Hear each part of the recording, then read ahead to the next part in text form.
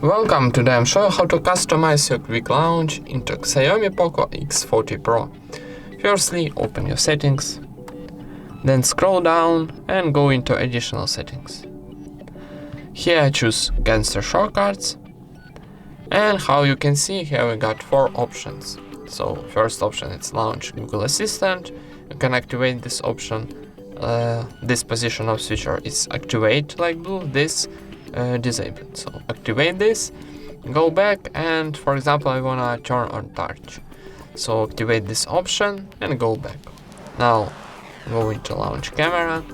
Here we got the same option, double press the power button. This option I'm got activate turn on touch, so let's try activate this option here.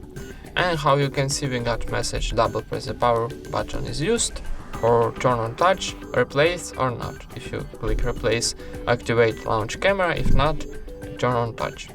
So click replace, go back, and here we got the option take a screenshot. So you can, for example, activate this option or disable. And that's it. Thank you for watching, leave thumbs ups and subscribe to our channel.